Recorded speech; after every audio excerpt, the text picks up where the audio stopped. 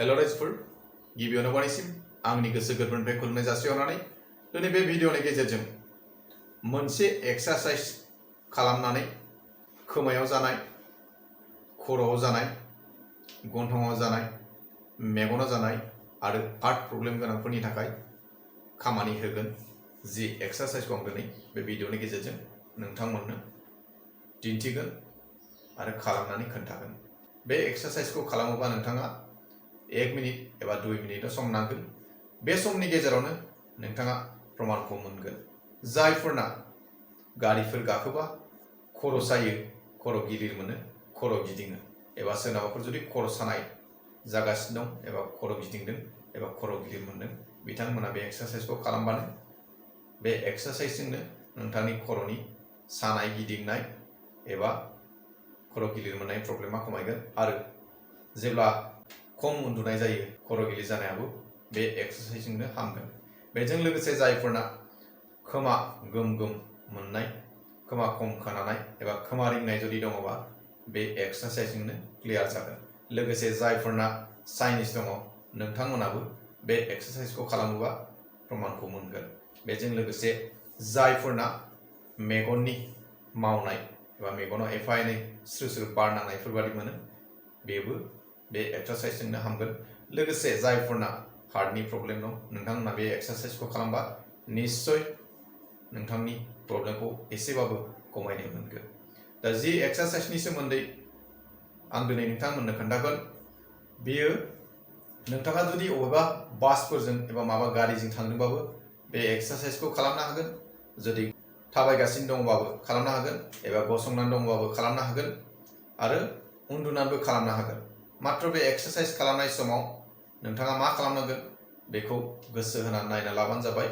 नोंथांनि जिफोर समस्यानि सोमोन्दै आं दिनै बे भिडिअनि गेजेरजों दा फोरमायगासिनो दं बे समस्याफ्रा बे एक्सारसाइज मोनसेजोंनो स्रां जागोन आरो नोंथांमोना जुदि खालामोबा लोगो लोगो प्रमाणखौ मोनगोन। मात्र 1 निफ्राय 2 मिनिटल' बे एक्सारसाइजखौ खालामनाय लोगो लोगो नोंथाङा प्रमाणखौ मोनगोन। दा एक्सारसाइजखौ मारै खालामनांगौ बेखौ आं दिनै नोंथांमोननो फोरमायनोसै। आखाइखौ ओरै लानानै बे आसि मोनब्रैखौ हमथुमना लादो। बेखौ मा खालामनांगोन बे गन्थं गुदुं मोननैयाव मोजाङै नारथेदो जाहाथे बार गनो हाया आरो खुगाखौ खेवनो मोननाय नङा, फांथेना लानांगोन। बिदि नारथेना लाबानो जाबाय।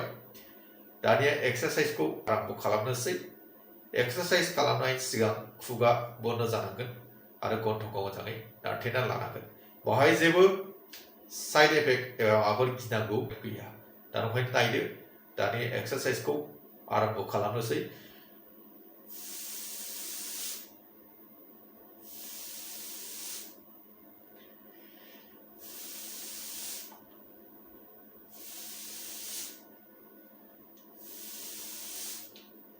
नुखाबाय रायजोफोर, बेखौ नारनाय समाव बार गहोनो नाङा।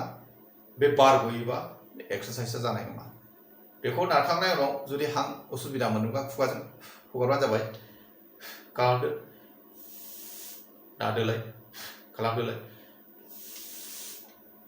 बिदि खालामो। नारखांनायनि उनाव हां लानो हागोन बा खुगाजों बारखौ हगारनो हागोन।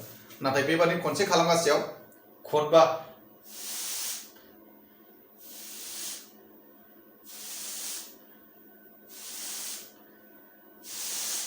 बेजों मा जागोन बे गन्थंनि बार गनो मोनाबा गन्थंआ माने स्पेस माने मोनसे गन्थंखौ अर होनाय बायदि खालामगोन। बेजों मा जागोन जायफोरना साइनिस जानानै दं बे साइनिस प्रब्लेम गोनांफ्रा 1 निफ्राय 2 मिनिट खालामदो सानसेयाव खनथाम। बेबादिनो जेब्ला मास मोनसे खालामगोन बे साइनिसनि प्रब्लेमा बे एक्सारसाइजजोंनो खमायलांगोन एबा स्रां जालांगोन। मानो होनबा जेब्ला नारबाय थागोन बैयो बार थांलाय फैलाय लामाखौ अर होगोन। फिथरा बे नारनाय लोगो लोगो मोनसे गुदुं बार थांगोन। बेजों मा जागोन गन्थंनि बै फिथराबो लासैनो राननो हमगोन। अब्ला नोंथांनि साइनिसनि प्रब्लेमा लासैनो खमायलांगोन। बे जाबाय साइनिसनि थाखाय। जायफोरना साइनिस दं मास मोनसे बेखौ जुदि कन्टिनिउ सानसेयाव खनथाम 1 निफ्राय 2 मिनिटसिम नोंथाङा खालामोबा निश्चय प्रमानखौ मोनगोन। बाहाय जेबो साइड इफेक्ट एबा गिनांगौ गैया एबा मुलिबो बाहायनाङा। नोंथाङा थाबायनानैबो खालामनो हागोन, जिरायनानै उन्दुनानै बबे गारियाव थांनाय समावबो जेबो उसुबिदा जानाय नङा। दा नंखायनो जायफोरा साइनिस दं बेखौ खालामबा निश्चय नोंथाङा प्रमानखौ मोनगोन।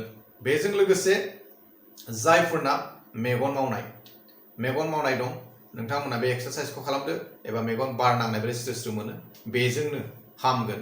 बेखौ नोंथाङा हयथ' सानब्रै सानबासो खालामनांगोन। सानसेयाव खनथाम खरि खालामबानो जाबाय, नोंथाङाबो मेगन मावनाय आरो मेगन स्रो स्रो मोननायाबो स्रां जागोन। बेजों लोगोसे जायफोरना खोमा गोम गोम मोननाय, खोमा रिंनाय एबा खोमा खम खोनानाय, नोंथाङा 1 निफ्राय 2 मिनिट खालामनाय लोगो लोगो एसेबाबो स्रां मोनगोन, लोगो लोगो प्रमानखौ मोनगोन। नंगौना नङा खालि खालामनानै नाय। जायफोरना खोमा गोमनाय, खोमा रिंनाय आरो खोमा खम खोनानाय बायदि मोनो नोंथांमोना बेखौ खालामबानो जाबाय। 1 निफ्राय 2 मिनिट खालामनाय लोगो लोगो प्रमानखौ मोनगोन। जायफोरना खोमाया बेंगा जाखाथारबाय नोंथांना खामानि जानाय नङा। आरो फिथरफोर दङबा सिगाङाव मुलि खोन्थाखादोंमोन आं, थुलुसि रसजों थाव नारेंखलजों खुनाव गनफोर फाननानै फुनना लानो हागोन। बे जाबाय खोमानि। बेजों लोगोसे जायफोरना खर' गिलिर मोननाय दं, खर' सानाय एबा खर' गिदिंनाय, बे 1 निफ्राय 2 मिनिट खालामनाय लोगो लोगो नोंथांनि खर'आ स्रां जागोन। सोरबा उन्दुनाय खम जानानै खर' गिलिर मोनदों बा सोरनाबा गारिफोर जारनि खालामनायाव गोबाव सम रेस्ट मोनैयाव बे जायो। दा नंखायनो बेखौ खालामबानो जाबाय। बे एक्सारसाइज खालामनायजों हार्टनि मा लोब्बा दं? मानो हांजोंनो जोंनि बे इन्जिनाबो सोलियो। दा नंखायनो जेब्ला बेखौ प्रेसार होनानै नारगोन, बै हां लानाया मा जागोन? माबाफोर जुदि सिङाव गोदोनो बादि जाना दंमोनबा बेयो गोजावगोन। बेजों मा लागोन? नोंथाङा जेब्ला प्रेसार होगोन बे सिङावबो मोनसे नारहैनाय बादि जागोन। बेजों मा जागोन? बाहाय जुदि माबाफोर दंबा एग्लुंजोबनाय बादि जानानै बार जेब्ला हगारगोन स्रां थांनाय बादि जागोन। दा नंखायनो बेजों मा जागोन? नोंथांनि हार्टनि एफा एनै जुदि प्रब्लेम दंबा बेजोंनो स्रां जागोन। बे माबादि जायो आं बेखौ खोन्थाफिननोसै। बेखौ जेब्ला नारगोन नोंथांनि मेगना आगयथिं नारनाय बादि मोनगोन, खोमाया ओरै अरजोब्बाय बादि मोनगोन बा खोमाया नारथेहैनायफोर बादि मोनो। लोगोसे मेगननि, खोमानि, खर'नि गासिबो प्रेसार गोलैगोन।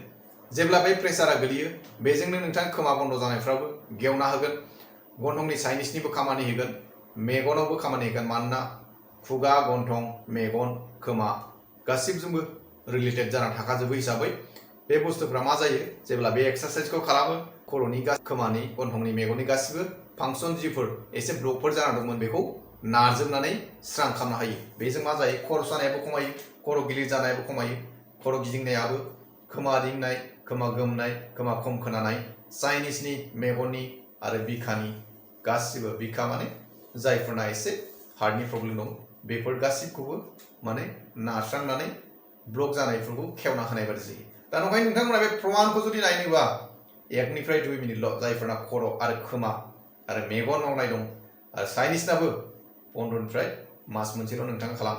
नंगौ नङा नोंथांमोना 2 मिनिट खालामनाय लोगो लोगो जायफोरना खर'नि, खोमानि प्रब्लेम कमेन्टआव नोंथाङा लिरनो गोनां जागोन। मानोना नंमारगौ होननानै, सैथो नंगौना नङा बेनि प्रमानखौ खालामबासो मोनथिगोन।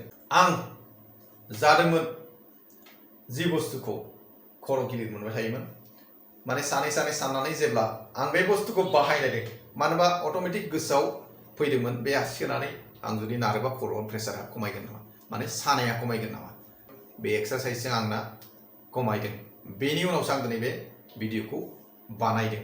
मानोना गाव प्रमान मोननाय हिसाबैसो आं नोंथांमोननो फोरमायदों। नोंथांमोना जुदि फोथायनाय दङबा खालामनानै नायबानो जाबाय। 1 निफ्राय 2 मिनिटनि गेजेराव जुदि खर' सानाया खमाया, खर' गिलिर जानाया खमाया एबा खर' गिदिंनाय बादि मोननाया खमाया एबा खोमानि प्रब्लेमा खमाया, निश्चय नोंथांमोना प्रमान मोनगोन। लोगोसे मेगननियाव प्रमान मोनगोन, साइनिसना 15 निफ्राय मास मोनसे सम नांगोन। आरो जायफोरना हार्टनि प्रब्लेम दं नोंथांमोना जुदि ओरैनो फिसा फिसौ ब्लकफोर एबा माबाफोर उसुबिदा मोनबाय थादोंबा बे एक्सारसाइजआ निश्चय खामानि होगोन। आरो बेखिनिखौनो बुंनानै आंनि भिडिअखौ दिनै एसेयावनो दोनथ'नाय जाबाय। गोजोन्थों।